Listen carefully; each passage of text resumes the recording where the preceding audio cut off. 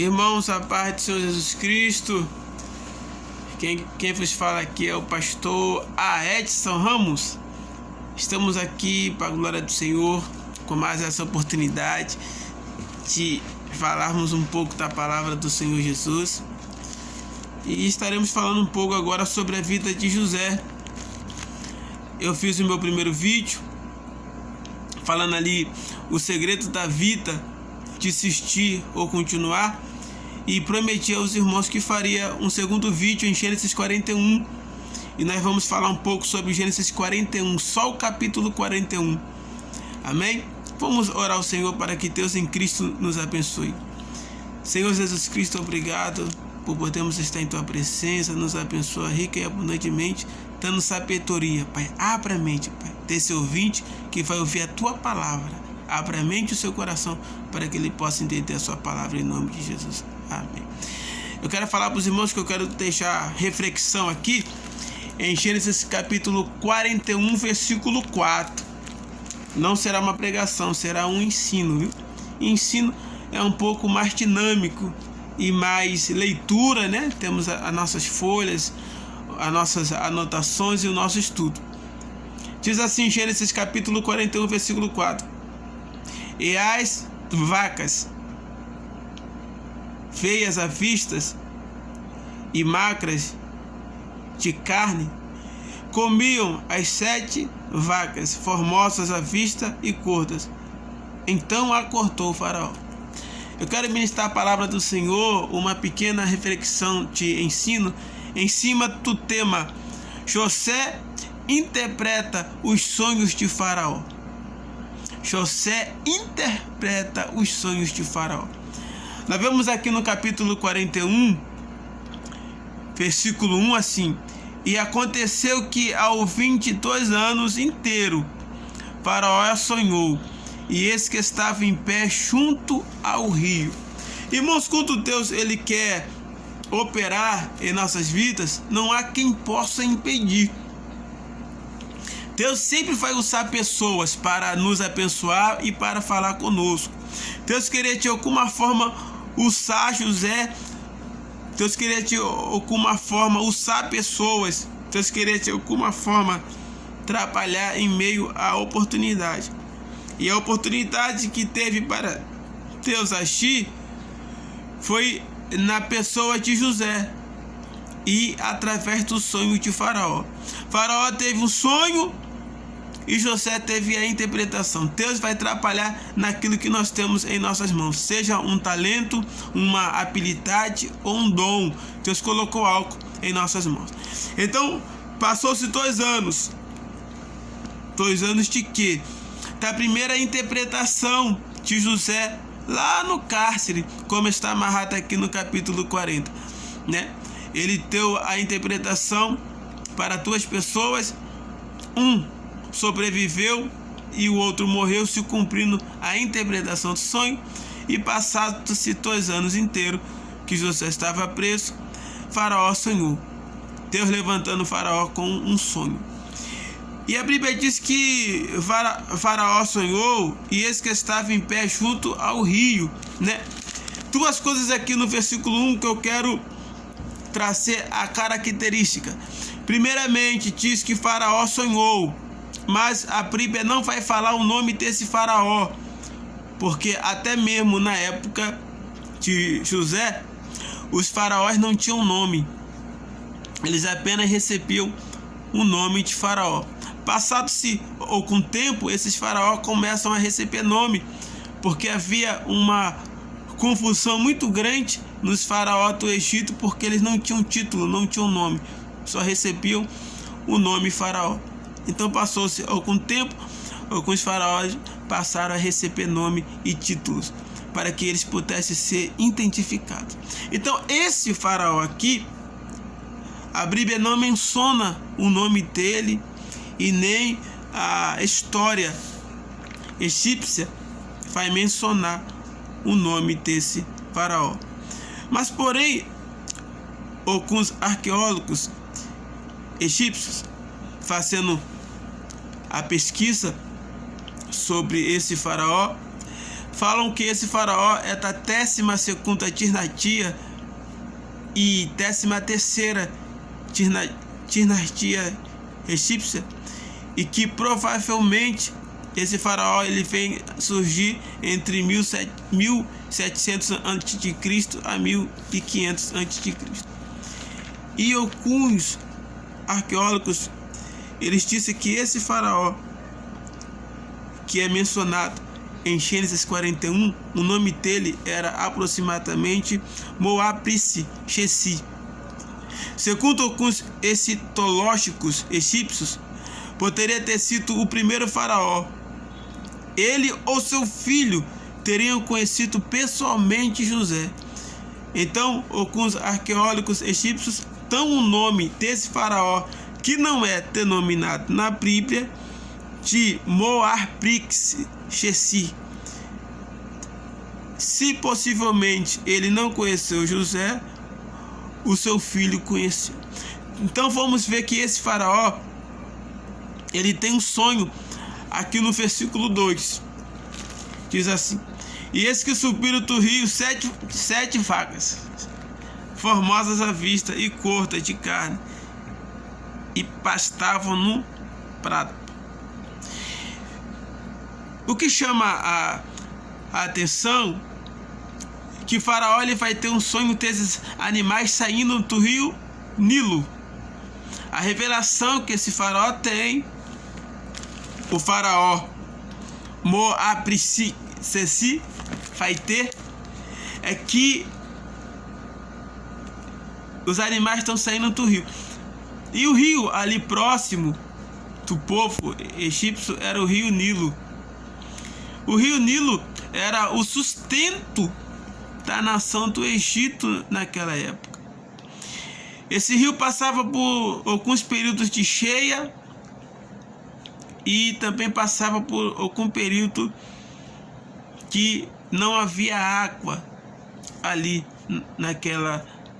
naquele rio. Quando ele estava em período de cheia, o seu nível acima do natural era de 6 a 8 metros. E quando não era período de cheia, em seu nível abaixo, era aproximadamente de 6 a 10 metros. Então, nós vemos aqui que faraó teve esse sonho ali naquele rio, Nilo, e ele fica por vez preocupado. O versículo 3 vai amarrar: e eis que subiam do rio após elas outras 7 vagas feias à vista e magras de carne, e paravam junto às outras vagas na praia do rio. Aí ele vai continuar amarrando. Versículo 5: depois dormiu e sonhou outra vez, e eis que brotavam de um mesmo pé 7 espigas cheias e boas. O que chama a atenção aqui no sonho de faraó é que ele vai dormir e ele continua tendo o mesmo sonho. Segundo a tradição do povo do Egito, o que faraó sonhava era muito importante para o povo. Se ele tivesse sonhos bons, é sinal que o povo estava bem, mas se ele tivesse sonhos maus, é sinal que o povo iria mal. Então faraó, o que ele sonhava, a visão que ele tinha de vida, de reino, de governo, era importante para o seu povo. E o que chama a atenção, o que perturbou o faraó, foi que após ele dormir, o sonho continua, né? Ele ali vê mais 7 animais magros devorando aqueles 7 animais robustos, e ele se perturba. Segundo a crença do povo do Egito, faraó possuía um travesseiro, e esse travesseiro, segundo a crença deles, trazia a faraó sonhos reais. E a partir do momento que Faraó deita nesse travesseiro, ele continua a sonhar, como está no versículo 5. Ele volta a sonhar. A preocupação dele foi que o sonho continuou. Por que a Prípia faz questão de mencionar que Faraó dormiu e sonhou outra vez? É interessante que Faraó continua a sonhar o mesmo sonho. Esse sonho não se interrompeu, mas continuou prosseguindo, mesmo depois de Faraó ter acordado e dormido de novo. Versículo 8 vai falar assim, que a perturbação de Faraó não foi com o sonho em si, mas foi com a continuidade do sonho. Agora, o porquê que Faraó ele vai sonhar com esses 7 animais? 7 vacas curtas e 7 magras. Segundo a cultura judaica, na 12ª dinastia, ao período da 13ª dinastia, que é o período que Deus levanta José lá no Egito, eles cultuavam uma deusa chamada Hathora.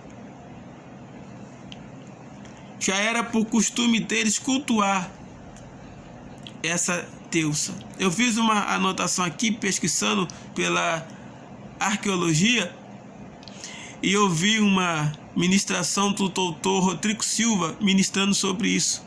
E eu fiz uma anotação interessante. Segundo a amarração do doutor Rodrigo Silva, o arqueólogo da Igreja Adventista do Sétimo Dia, que até está participando da novela Gênesis da Record. Olha o que o doutor Rodrigo Silva fala sobre as vacas do Egito. A vaca tinha um significado muito claro para os egípcios. Ela lembrava ou simbolizava a Hathora, uma das deusas mais queridas e mais devotadas em toda a terra do Egito. Segundo o doutor Rodrigo Silva, professor de arqueologia, e ele nos traz pontos importantes sobre essa deusa. E ele continua falando: Hathora era considerada a filha do deus Ra. Essa deusa foi ela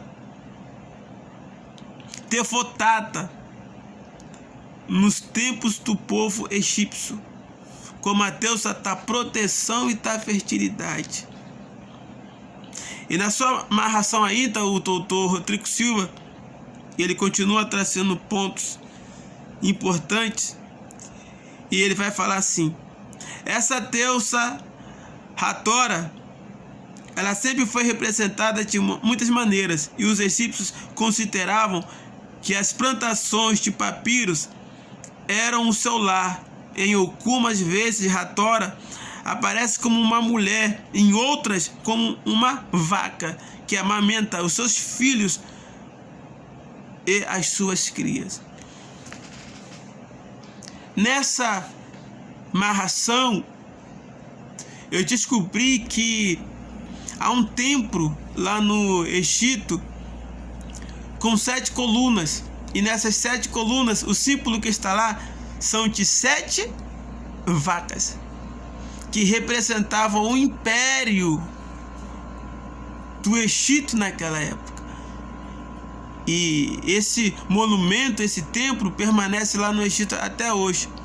Então você vê que o sonho que Faraó tem é representado ao deuses deles. Deus fala diretamente com Faraó sobre aquilo que eles adoravam e cultuavam. Deus está mostrando para Faraó o que de fato iria acontecer. Essa deusa, né? Essa faca que por eles eram cultuadas, ela era associada à maternidade. Hathora era a mãe dos teus Horus.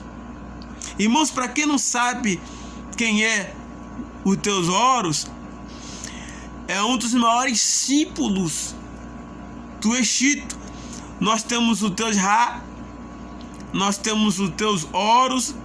Lá em Gênesis capítulo 32, quando Arão te só pertence ao Senhor e a Moisés e constrói um bezerro, esse bezerro que é construído em Êxodo 32 é referente ao Deus Horus, que o povo e a nação de Israel cultuava lá no Egito. Então esse Deus Horus aqui é um Deus supremo. E Hathora é considerada a mãe desse Deus aqui. Hadora, a deusa vaca, simbolizada pelo povo egípcio. Então, o Deus Horus é, por instância, considerado como o filho de Hathora. Então nós vemos aí Deus apalando os alicerces do povo egípcio.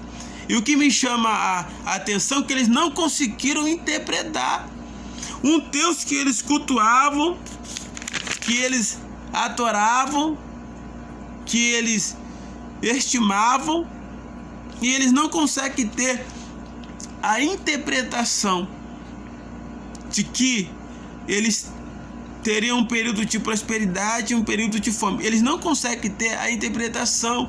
Deus ali está aniquilando o poderio dessa deusa Hadora, porque eles tinham uma visão de que o rio Nilo era o seu Deus da prosperidade.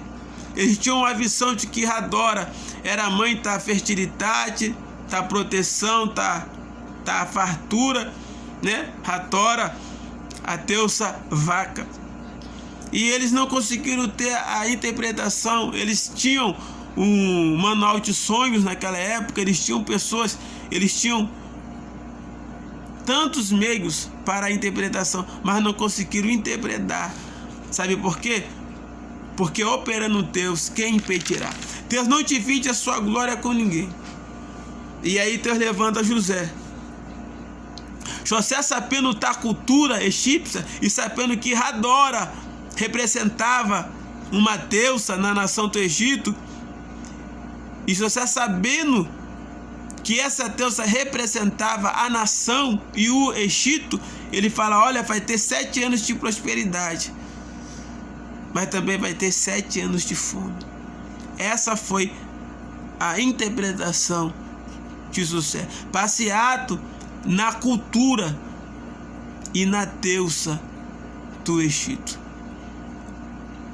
José, quando ele traz a interpretação, ele é honrado imediatamente.